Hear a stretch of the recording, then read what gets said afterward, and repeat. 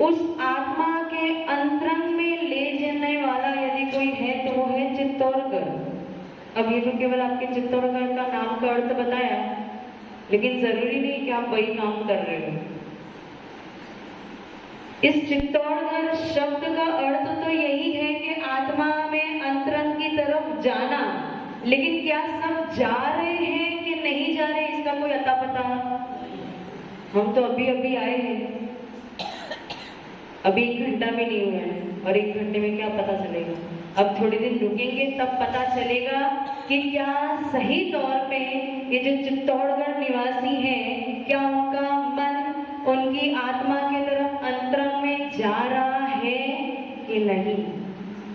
और चित्तौड़गढ़ चित्त की तरफ, चित्त की ओर अपना उपयोग ले जाने के लिए यदि आपकी कोई सहायता करेगा, यदि आपके लिए कोई निमित्त बनेगा, तो वो है ये दिगंबर संत, जो आपको उपदेश दे के आपका जीवन का सही अर्थ क्या है, आप जिस नगर में रहते हो उस नगर का अर्थ क्या है, आप जिस संप्रदाय को मानते हो, आप जिस भगवान को मानते हो, आप जिन पंच परमेश्वर को मानते हो, उनका सही अर्थ क्या है, यदि कोई आपको समझा सकता है। कोई नदी है और उस नदी को यदि किसी व्यक्ति को पार करना है तो उसे क्या चाहिए? नाव चाहिए। क्या केवल नाव पार करा देगी? साथ में नाविक भी चाहिए ना। तो नाविक का काम कराने वाले ऐसे हमारे दिगंबर संत, क्योंकि आप सब देखो भी आपका चित्त कहाँ जा रहा है? अंतरंग में नहीं जा रहा। कहाँ जा रहा है? कौन आ रहा है, कौन जा रहा है, अभी भी बाहर में ही है, तो नाम को सार्थक अभी भी नहीं कर रहे हो। तो नाविक जैसे किसी व्यक्ति को एक किनारे से दूसरे किनारे की तरफ ले जाता है, उसी प्रकार से यहाँ पे जितने भी लोग बैठे हैं ये सब संसार सागर में डूबे हुए हैं और सब ये इच्छा रखते हैं कहीं ना कहीं कि इस दुख से हमें मुक्ति मिल जाए। और इस दुख रूपी संसार से यदि आपको कोई पार लगाएगा तो वो एक ही नाविक है और वो है दिगंबर संत पंच परमेश्वरी। इसके अलावा आपको कोई पार लगाने वाला नहीं है।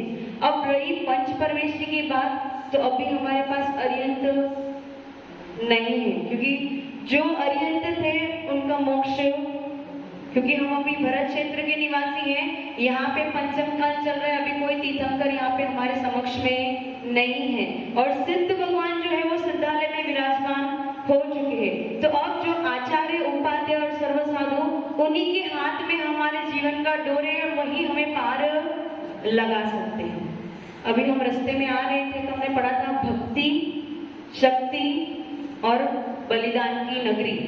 भक्ति, शक्ति और बलिदान की नगरी, 3 शब्द हैं, भक्ति, शक्ति और बलिदान। यहाँ पे बलिदान का अर्थ होता है सैक्रिफाइस। क्या सैक्रिफाइस? त्याग करना। क्या करना? त्याग करना, अपने आप को समर्पित करना और दान देना। क्या करना? दान देना। दान किस चीज की दिया जाता है?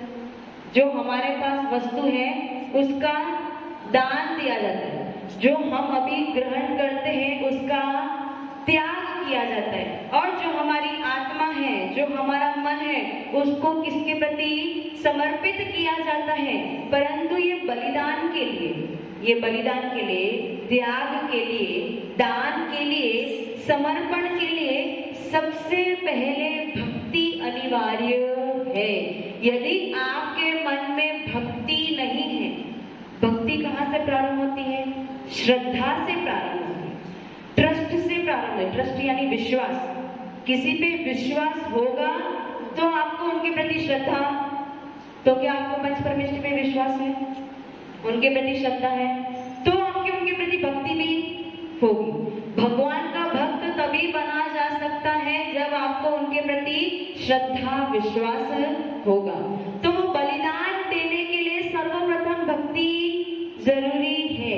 तो आज तो पहला दिन है, धीरे धीरे अब आपकी टेस्ट भी होगा कि आपके अंतरंग में वो भक्ति है कि नहीं है। कि पंच परमेश्वरी में कोई एक साधु नहीं आता। पंच परमेश्वरी में कोई एक साधु आता है क्या?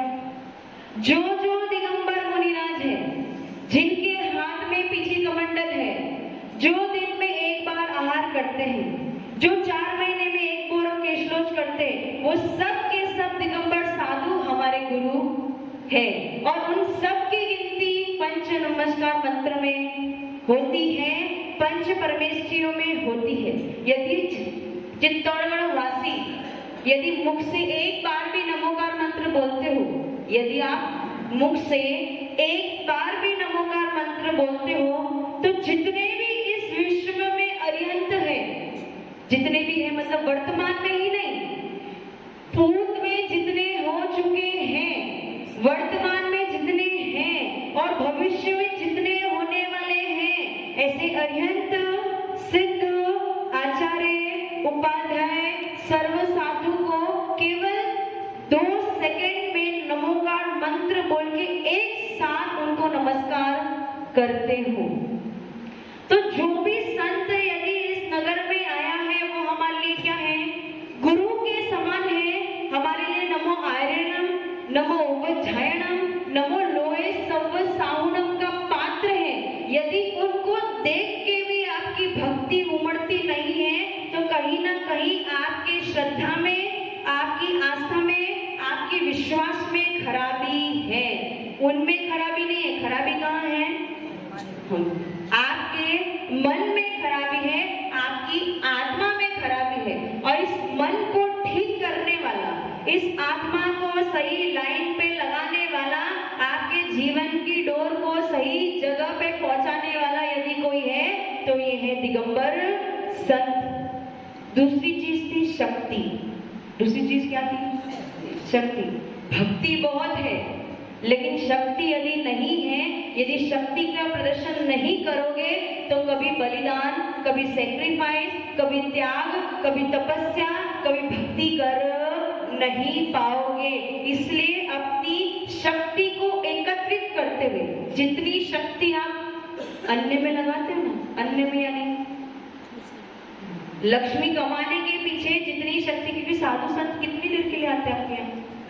कितने दिनों के लिए आते हैं? कुछ एक दिनों के लिए। लेकिन धन कमाना कितने देर तक चलता रहता है? जीवन भर। जब तक आपकी मृत्यु नहीं होगी, उस दिन तक, उस क्षण तक आप धन कमाते रहते हो। तो साधु संत जो है आपको कितने समय के लिए मिले हैं? कुछ दिनों के लिए मिले हैं। इसलिए जितनी शक्ति आप अपने परिवार को संभालने में, अपने घर को बनाने में, अपने दुकान को बनाने में, धन कमाने में लगा रहे हो, उस शक्ति को अभी कहाँ पे केंद्रित कर देना? साधु संत के प्रति, उनकी भक्ति करने के प्रति, उनके त्याग के प्रति, उनकी तपस्या के प्रति, उनको दान देने के प्रति उस शक्ति को एकत्रित कर देना। तब जाके ये बात बिल्कुल सही बैठेगी कि ये भक्ति, शक्ति और बलिदान की नगरी चित्तौड़गढ़ है। तो आज से आपकी परीक्षा प्रारंभ हो रही है। हमारी परीक्षा नहीं है। हमारी परीक्षा तो जब से दीक्षा ली तब से चली रही है। और हमारी परीक्षा आप लोग ले भी नहीं सकते। हमारी परीक्षा तो कौन लेगा? हमारे कर्म और हमारे गुरु हमारी परीक्षा लेंगे।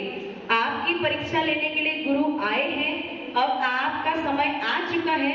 किस प्रकार से आप इस चित्तौड़गढ़ नाम को सही बताते हो कि नहीं, और भक्ति, शक्ति और बलिदान का अच्छा एग्जाम्पल यदि आप सेट करते हो, तो निश्चित तौर पे जो इन दिनों में आप पुण्य कमाओगे, वही आगे जाके आपके लिए, आपकी आत्मा का कल्याण करने में आपके लिए सहायता करेगा, और वही आपका आत्मा का कल्याण करेगा।